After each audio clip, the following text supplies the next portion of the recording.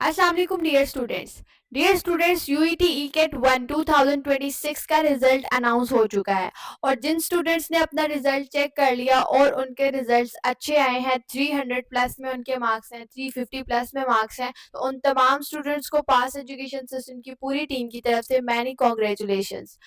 Dear students, इस वक्त जो पास एजुकेशन सिस्टम के रिजल्ट्स की बात की जाए तो अल्हम्दुलिल्लाह हिस्टोरिकल रिजल्ट्स पास एजुकेशन सिस्टम की तरफ से आए हैं। बहुत जल्द आप लोगों को पास एजुकेशन सिस्टम के सोशल मीडिया अकाउंट्स पर आपको ई कैट का रिजल्ट नजर आएगा। मीनवाइल इस वक्त अभी रिजल्ट अंडर कंपाइलेशन है। अगर आप लोग भी अपना रिजल्ट पास एजुकेशन सिस्टम की सक्सेस स्टोरीज में लगवाना चाहते हैं तो अपना रिजल्ट हमारे व्हाट्सएप नंबर 0304066600 इस व्हाट्सएप नंबर पे अपना रिजल्ट आज रात से पहले पहले आप लोग इनबॉक्स कर दें, क्योंकि बाद में आप तमाम स्टूडेंट्स की बहुत गिले होते हैं कि हमारा रिजल्ट जो है ना वो नहीं लगाया गया। तो अगर आप लोग भी इस सक्सेस स्टोरी का हिस्सा बनना चाहते हैं, अपना रिजल्ट आप लोग भी हमारे चैनल पर लगवाना चाहते हैं ना, तो अपना रिजल्ट हमारे व्हाट्सएप नंबर पे आप लोग इनबॉक्स कर दें एज सून एज पॉसिबल, क्योंकि बाद में जब पोस्ट लग जाएगी दोबारा रिकम्पाइलेशन नहीं हो सकती है। रिजल्ट इस वक्त कंपाइल हो रहे हैं तो इस वक्त ही आपका रिजल्ट लगेगा। इसके अलावा डियर स्टूडेंट्स, अब बात करते हैं उन स्टूडेंट्स की जिन स्टूडेंट्स ने ई-कैट 2, अब जो क्वेश्चन है स्टूडेंट्स का, ई-कैट 2 देना चाहिए या नहीं देना चाहिए। बहुत सारे स्टूडेंट्स हैं जो अब यहाँ पे एक अच्छा पॉइंट है कि बहुत अच्छे मार्क्स आए हैं स्टूडेंट्स के, वहाँ पे एक ये पॉइंट भी है। बहुत कुछ स्टूडेंट्स हैं उनके मार्क्स अच्छे तो हैं लेकिन एग्रीगेट की वजह से वो परेशान हो गए हैं। ये 75 प्लस में है, ये 70 प्लस में है, एग्रीगेट अच्छा नहीं बन रहा है। इवन कि जो स्टूडेंट्स के 200 प्लस में भी मार्क्स हैं उनका एग्रीगेट 70 प्लस पे है, और जो मैंने ऐसे स्टूडेंट्स को भी देखा है जिनका 190 प्लस में स्कोर है लेकिन एकेडमिक बैकग्राउंड स्ट्रांग होने की वजह से उनका 85 प्लस 190 प्लस स्कोर करने पे भी चला गया है। तो डियर स्टूडेंट्स, अब आप लोगों का यहाँ पे मेन क्वेश्चन यही है कि ई-कैट 2 देना चाहिए या नहीं देना चाहिए, और जो एग्रीगेट बना है उसके अकॉर्डिंग हमारा एडमिशन किस फील्ड में हो जाएगा, देना चाहिए या बोर्ड्स पे फोकस करना चाहिए।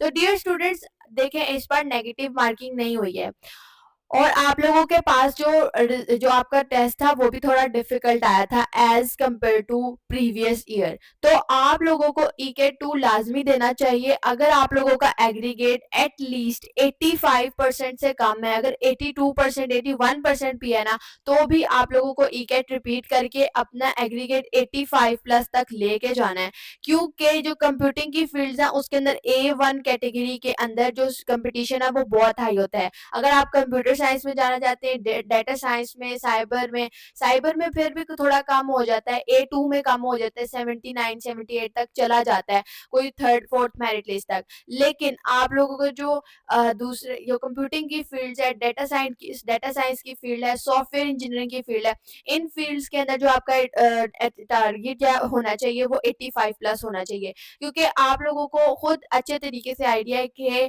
जो नेगेटिव मार्किंग है वो इस बार नहीं है, तो ऑटोमेटिकली आप लोगों का कंपटीशन बढ़ गया है।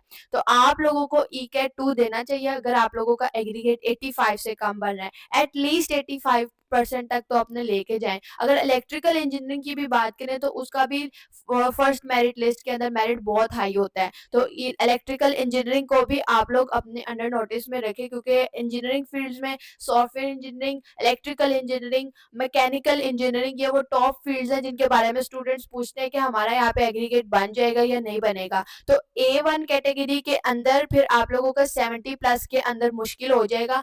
फिर ये होगा या तो आपको किसी सब कैंपस में एडमिशन लेना पड़ेगा या फिर मेन कैंपस में A2 कैटेगरी में, या कोई और कैटेगरी में जहाँ पे आपका एग्रीगेट बनता होगा। तो आप लोगों ने अपना ई-कैट 2 देना है अगर आप लोगों का 85% से बिलो परसेंटेज बन रही है। अगर आपकी 85 या इससे ज़्यादा है तो ये आपकी चॉइस है, आप देना चाहते हैं तो दे दें, अदरवाइज़ आपका जो एग्रीगेट है वो सेफ हो गया है। वैसे रिकमेंडेड है कि आप लोग फिर भी एक दफ़ा ई-कैट 2 को रिपीट कर लें।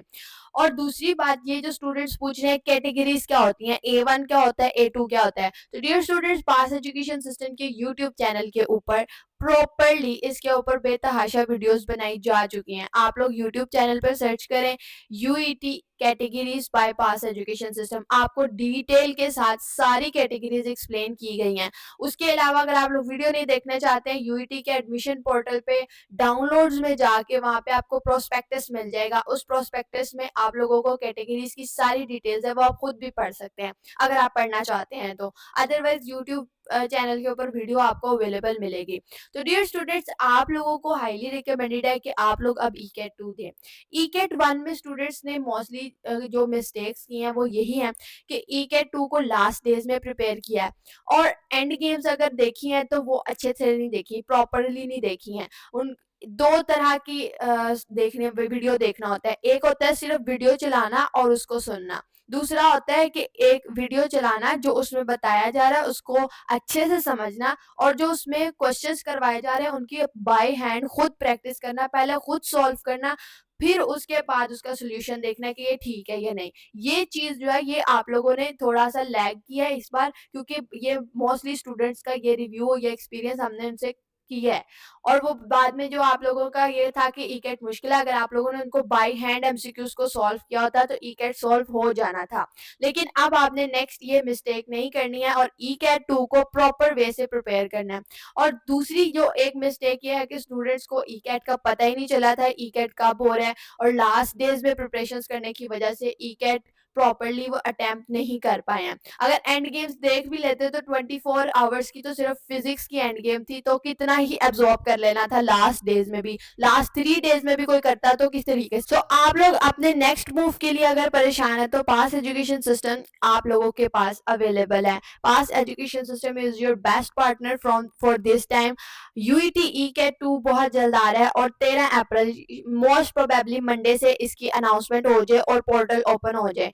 तो आप लोग पास एजुकेशन सिस्टम का बैच 4.0 इससे पहले पहले ज्वाइन कर लें। 12th अप्रैल ई कैट का पोर्टल ओपन होने से पहले पहले आप लोगों के लिए 12th अप्रैल तक की डेडलाइन रखी गई है बैच 4.0 की। ये 10th अप्रैल थी, इसको एक्सटेंड कर दिया गया 12th अप्रैल तक। तो अगर आप लोग यूईटी ई कैट 2 को अटेम्प्ट करना चाहते हैं with brilliant marks, with 350 plus marks, तो आप लोगों को हाईली रिकमेंडेड है कि इस बैच को, बैच 4.0 को 12th अप्रैल एंड होने से पहले पहले इस बैच को ज्वाइन कर लें, क्योंकि हमारे पास अब लिमिटेड स्लॉट्स रह चुकी हैं।